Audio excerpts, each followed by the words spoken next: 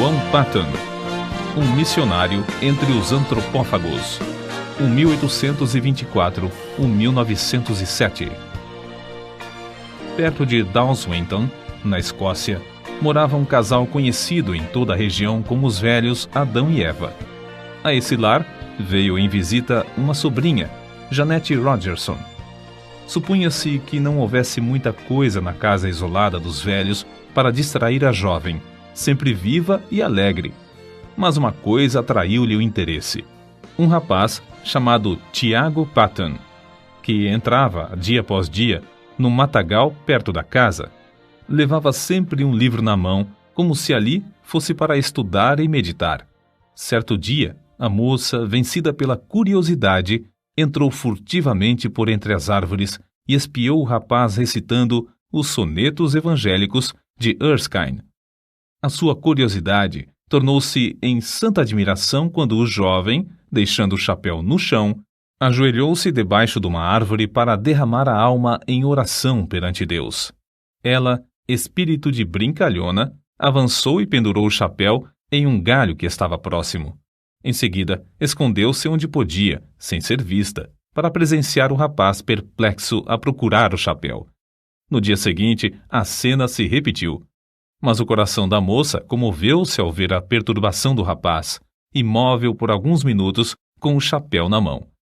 Foi assim que ele, ao voltar no dia seguinte ao lugar onde se ajoelhava diariamente, achou, preso na árvore, um cartão que continha os seguintes dizeres: a pessoa que escondeu seu chapéu confessa-se sinceramente arrependida de tê-lo feito e pede que ore, rogando a Deus que a torne crente tão sincera como o Senhor.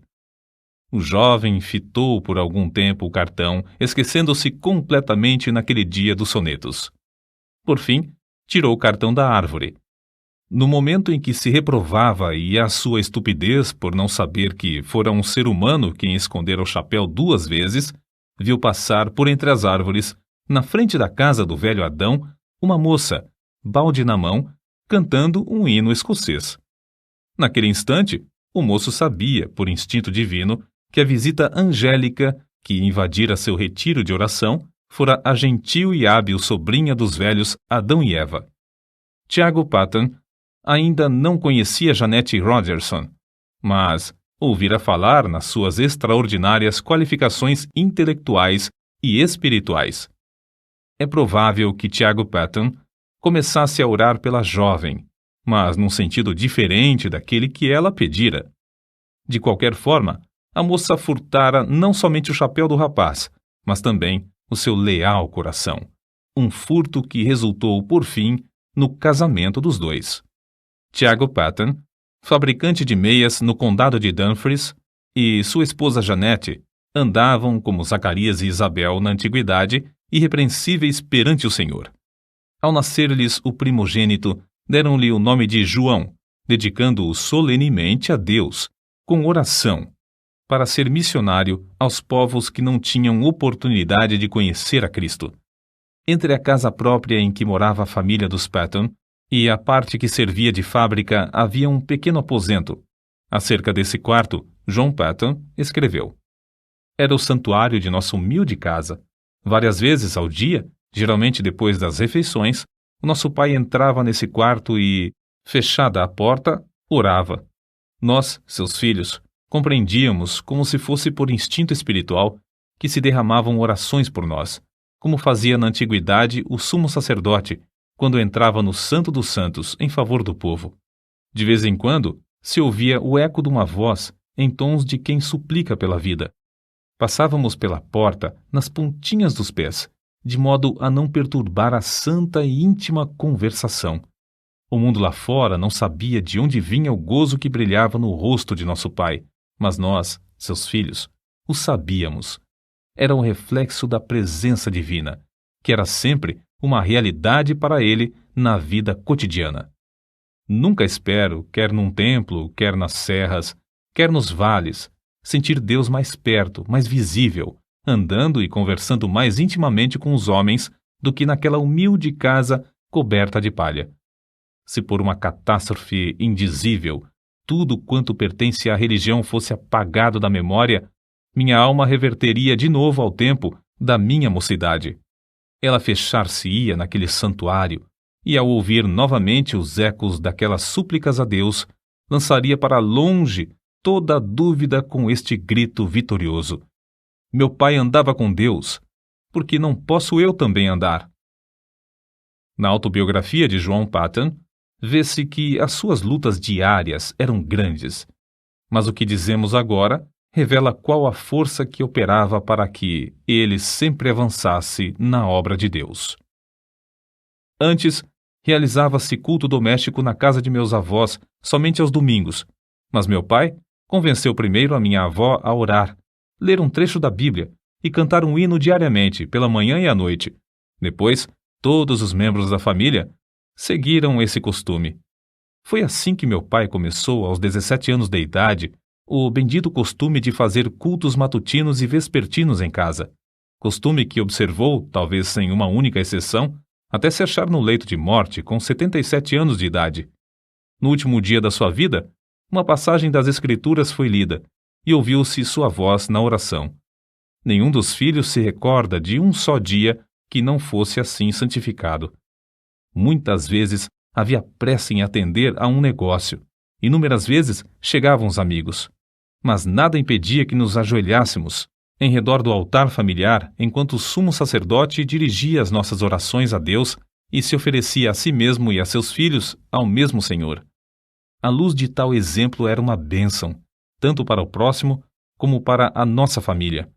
Muitos anos depois, contaram-me que a mais depravada mulher da vila, uma mulher da rua, declarou que a única coisa que evitou o seu suicídio foi que, numa noite escura, perto da janela da casa de meu pai, ouviu-o implorando no culto doméstico que Deus convertesse o ímpio do erro do seu caminho e o fizesse luzir como uma joia na coroa do Redentor. Vi, disse ela, como eu, era um grande peso sobre o coração desse bom homem e sabia que Deus responderia à sua súplica. Foi por causa dessa certeza que não entrei no inferno e que achei o único Salvador. Por meio desse ocorrido, a mulher foi salva e transformada pela graça divina.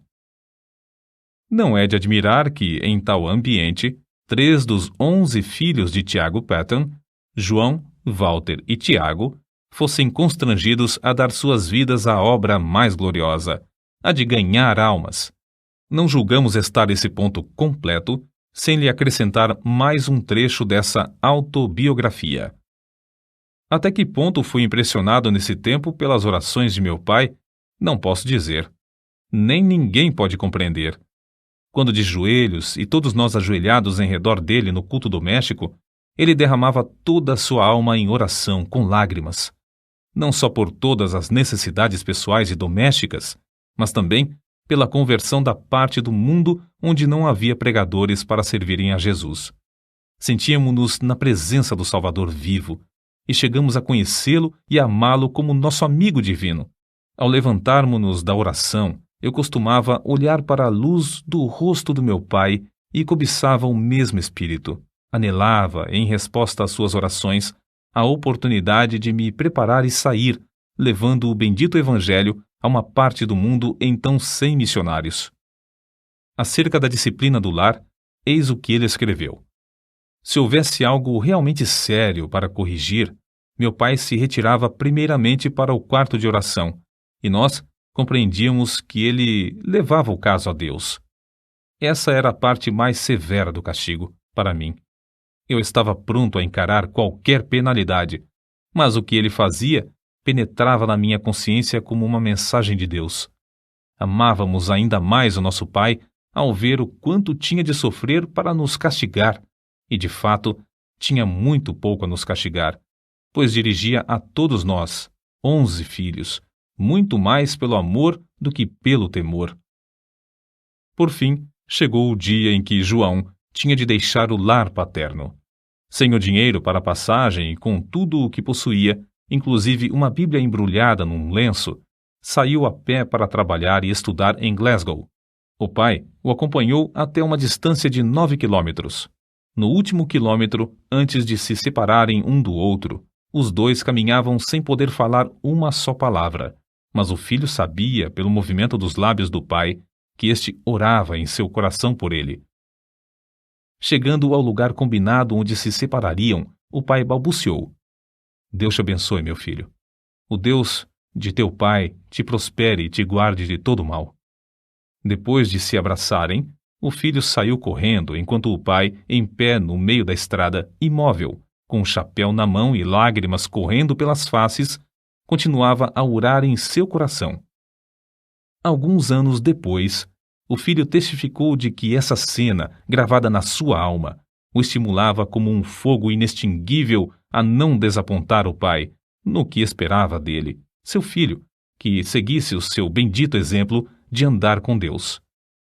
Durante os 3 anos de estudos em Glasgow, apesar de trabalhar com as próprias mãos para se sustentar, John Paton, no gozo do Espírito Santo, fez uma grande obra na seara do Senhor. Contudo, soava-lhe constantemente aos ouvidos o clamor dos selvagens nas ilhas do Pacífico, e isso foi, antes de tudo, o assunto que ocupava as suas meditações e orações diárias. Havia outros para continuar a obra que fazia em Glasgow, mas quem desejava levar o evangelho a esses pobres bárbaros? Ao declarar sua resolução de trabalhar entre os canibais das Novas Hébridas, quase todos os membros da sua igreja se opuseram à sua saída. Um muito estimado irmão assim se exprimiu: entre os antropófagos, será comido por eles. A isso, John Paton respondeu: o irmão é muito mais velho que eu, breve será sepultado e comido por vermes. Declaro ao irmão que, se eu conseguir viver e morrer servindo ao Senhor Jesus e honrando o seu nome, não me importarei ser comido por antropófagos ou por vermes. No grande dia da ressurreição, o meu corpo se levantará tão belo como o seu, na semelhança do Redentor ressuscitado. De fato, as Novas Hébridas haviam sido batizadas com sangue de mártires. Os 2 missionários, William e Harris, enviados para evangelizar essas ilhas, poucos anos antes desse tempo, foram mortos a cacetadas, e seus cadáveres cozidos e comidos. Os pobres selvagens não sabiam que assassinavam seus amigos mais fiéis. Assim, os crentes em todos os lugares, ao receberem as notícias do martírio dos 2, oraram com lágrimas por esses povos. E Deus ouviu as súplicas, chamando, entre outros, a John Paton. Mas a oposição à sua saída era tal que ele resolveu escrever a seus pais e, pela resposta, veio a saber que eles o haviam dedicado para tal serviço no dia do seu nascimento. Desde esse momento, John Paton não mais duvidou da vontade de Deus e assentou no seu coração gastar a vida servindo aos indígenas das ilhas do Pacífico. O nosso herói conta muitas coisas de interesse acerca da longa viagem à vela para as Novas Hébridas. Quase no fim da viagem, quebrou-se o mastro do navio. As águas os levavam lentamente para Tana, uma ilha de antropófagos onde a bagagem teria sido saqueada e todos a bordo cozidos. Contudo, Deus ouviu suas súplicas e os fizeram alcançar uma outra ilha. Alguns meses depois, foram à mesma ilha de Tana, onde conseguiram comprar o terreno dos silvícolas e edificar uma casa. Comove o coração ler que construíram a casa sobre os mesmos alicerces lançados pelo missionário Turner 15 anos antes, o qual teve de fugir da ilha para escapar de ser morto e comido pelos selvagens. Acerca da sua primeira impressão sobre o povo, Paton escreveu: fui levado ao maior desespero. Ao vê-los na sua nudez e miséria, senti tanto horror como compaixão. Eu tinha deixado a obra entre os amados irmãos em Glasgow, obra em que sentia muito gozo para dedicar-me a criaturas tão degeneradas.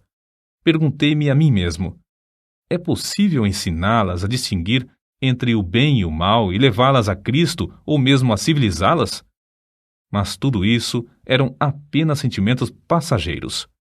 Logo senti um desejo tão profundo de levá-los ao conhecimento e amor de Jesus como jamais sentira quando trabalhava em Glasgow. Antes de completar a casa em que o casal Paton iria morar, houve uma batalha entre 2 tribos. As mulheres e crianças fugiram para a praia, onde conversavam e riam ruidosamente, como se seus pais e irmãos estivessem ocupados em algum trabalho pacífico. Mas, enquanto os selvagens gritavam e se empenhavam em conflitos sangrentos, os missionários entregavam-se à oração por eles. Os cadáveres dos mortos foram levados pelos vencedores a uma fonte de água fervente, onde foram cozidos e comidos. À noite ainda se ouvia pranto e gritos prolongados nas vilas em redor. Os missionários foram informados de que um guerreiro, ferido na batalha, acabara de morrer em casa. A sua viúva foi estrangulada imediatamente, conforme o costume, para que o seu espírito acompanhasse o do marido e lhe continuasse a servir de escrava. Os missionários, então, nesse ambiente da mais repugnante superstição, da mais baixa crueldade e da mais flagrante imoralidade, esforçavam-se para aprender a usar todas as palavras possíveis desse povo que não conhecia a escrita. Anelavam falar de Jesus e do amor de Deus a esses seres que adoravam árvores, pedras, fontes, riachos, insetos, espíritos dos homens falecidos, relíquias de cabelos e unhas, astros, vulcões, etc.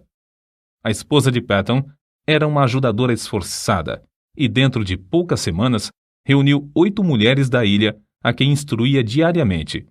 3 meses depois da chegada dos missionários à ilha, a esposa de Patton faleceu de malária e 1 mês depois, o filhinho também morreu.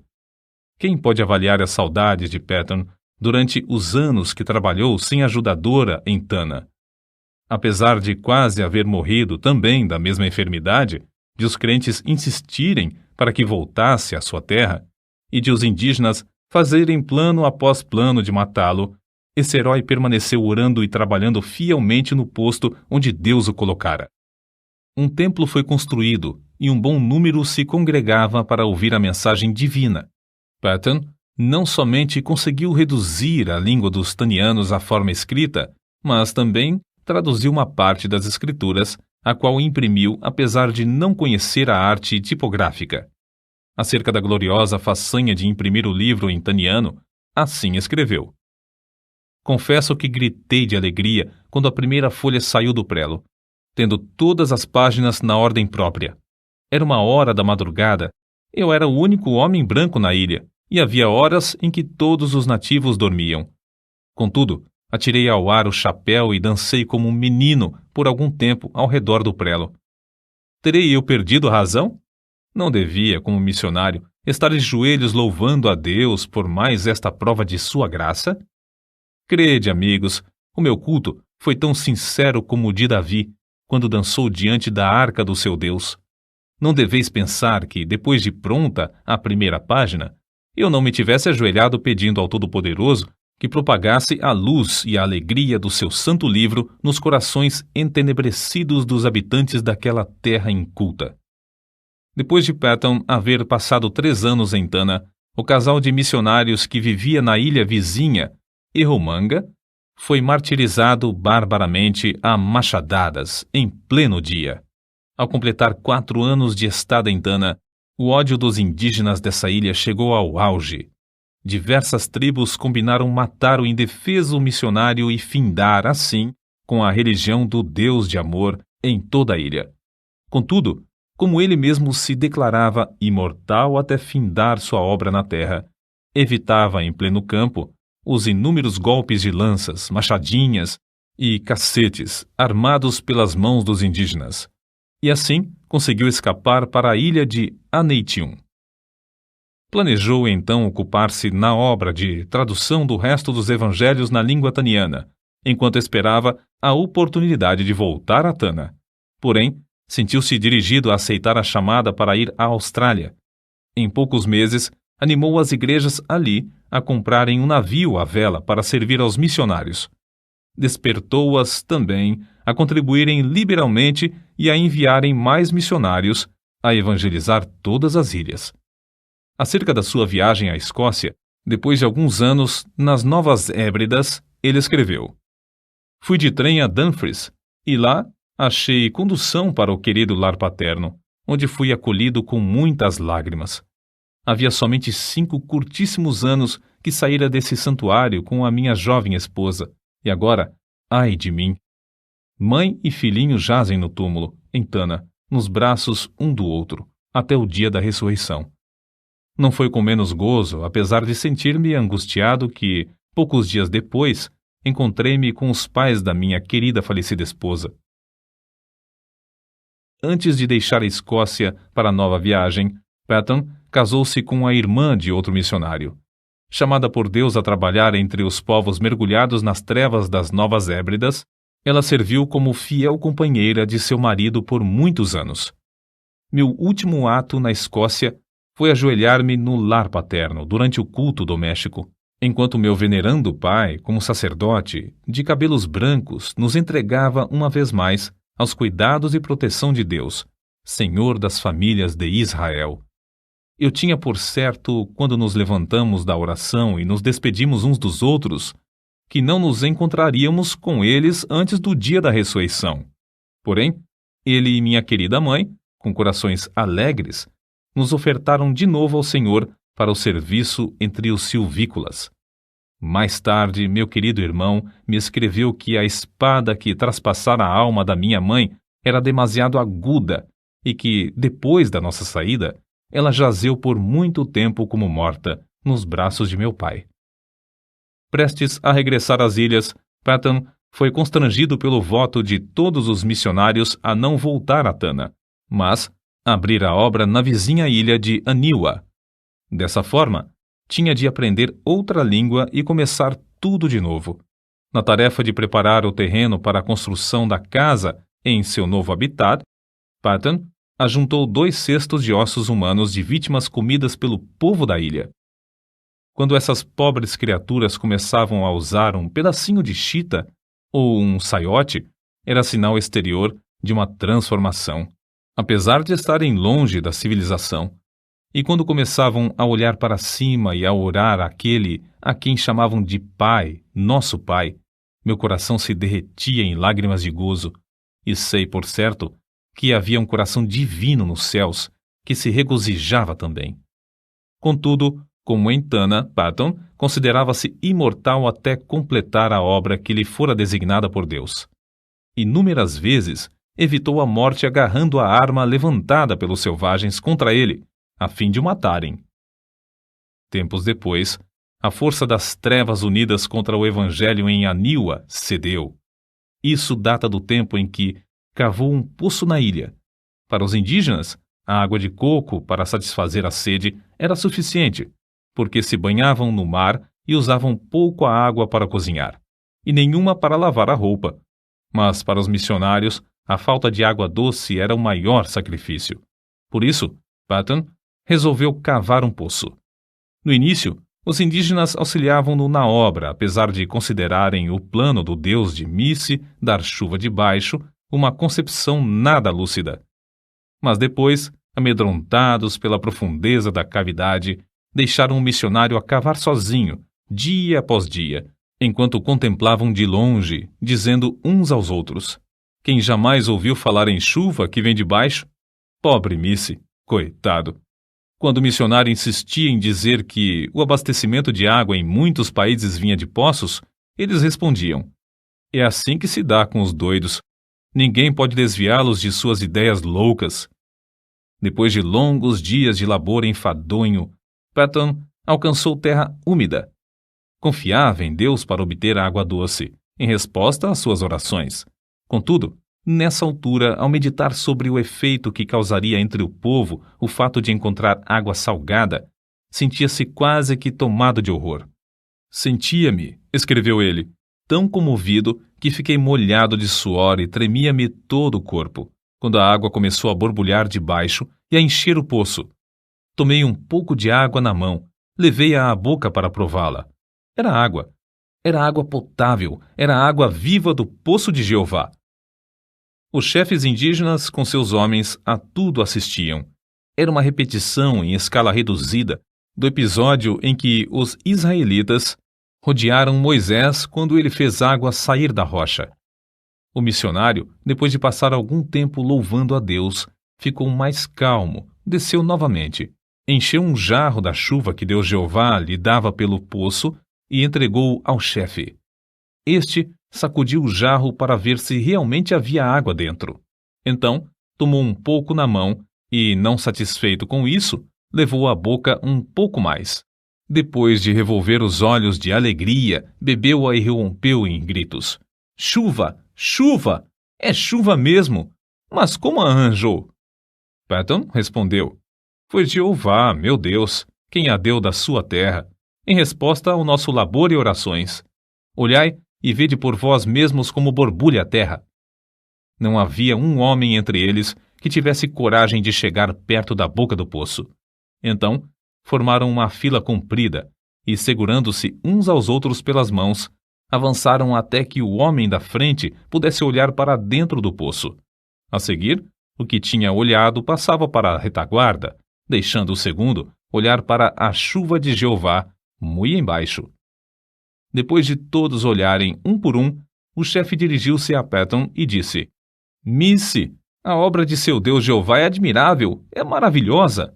Nenhum dos deuses de Aniwa jamais nos abençoou tão maravilhosamente. Mas, Missy, ele continuará para sempre a dar chuva por essa forma ou acontecerá como a chuva das nuvens? O missionário explicou, para gozo indizível de todos, que essa bênção era permanente e para todos os aniwanianos. Durante os anos que se seguiram, os nativos experimentaram cavar poços em 6 ou 7 dos lugares mais prováveis, perto de várias vilas. Todas as vezes que o fizeram, ou encontraram pederneira, ou o poço dava água salgada. Diziam entre si, sabemos cavar, mas não sabemos orar como Missy, e, portanto, Jeová não nos dá chuva de baixo. Num domingo, depois que Patton alcançou a água do poço, o chefe Namakei convocou o povo da ilha. Fazendo seus gestos com a machadinha na mão, dirigiu-se aos ouvintes da seguinte maneira: Amigos de Namakei, todos os poderes do mundo não podiam obrigar-nos a crer que fosse possível receber chuva das entranhas da terra, se não a tivéssemos visto com os próprios olhos e provado com a boca. Desde já, meu povo, devo adorar ao Deus que nos abriu o poço e nos dá chuva de baixo. Os deuses de Aniwa não podem socorrer-nos como o Deus de Missy. Para todos sempre, sou um seguidor de Deus Jeová. Todos vós que quiserdes fazer o mesmo, tomai os ídolos de Aniwa, os deuses que nossos pais temiam, e lançai-os aos pés de Missy. Vamos a Missy para ele nos ensinar como devemos servir a Jeová, que enviou seu filho Jesus para morrer por nós e nos levar aos céus. Durante os dias que se seguiram, grupo após grupo dos silvícolas, alguns com lágrimas e soluços, outros aos gritos de louvor a Jeová, levaram seus ídolos de pau e pedra perante o missionário. Reunidos em montes, os ídolos de pau foram queimados, os de pedra enterrados em covas de 4 a 5 metros de profundidade, e alguns, de maior superstição, foram lançados no fundo do mar, longe da terra. Um dos primeiros passos da vida cotidiana da ilha, depois da destruição dos ídolos, foi a invocação da bênção do Senhor às refeições. O segundo passo, uma surpresa maior e que também encheu o missionário de gozo, foi um acordo entre eles de fazer culto doméstico de manhã e à noite. Sem dúvida, esses cultos eram misturados por algum tempo com muitas das superstições do paganismo. Mas Patton traduziu as escrituras, imprimiu-as na língua aniwaniana e ensinou o povo a lê-las. A transformação do povo da ilha foi uma das maravilhas dos tempos modernos. Como arde o coração ao ouvir acerca da ternura que o missionário sentia para com esses amados filhos na fé, e do carinho com que esses, outrora cruéis selvagens que comiam carne humana, mostravam para com o missionário. Que o nosso coração arda também para ver a mesma transformação dos milhares de indígenas no interior de nosso querido Brasil. Patton descreveu a primeira ceia do Senhor com as seguintes palavras: Ao colocar o pão e o vinho nas mãos, outrora manchadas do sangue da antropofagia, agora estendidas para receber e participar dos emblemas do amor do Redentor, antecipei o gozo da glória até o ponto de o coração não suportar mais. É-me impossível experimentar delícia maior antes de eu poder fitar o rosto glorificado do próprio Senhor Jesus Cristo. Deus não somente concedeu ao nosso herói o indizível gozo de ver os anionianos evangelizando as ilhas vizinhas, mas também de ver seu próprio filho, Frank Patton, e esposa, morando na ilha de Tanna e dando prosseguimento à obra que ele começara com maior sacrifício. Foi com a idade de 83 anos que João G. Patton ouviu a voz de seu precioso Jesus chamando-o para o lar eterno. Quão grande o seu gozo, não somente ao reunir-se aos seus queridos filhos das ilhas do sul do Pacífico que entraram no céu antes dele, mas também saudar com um bem-vindo os demais quando chegarem ali, um por um.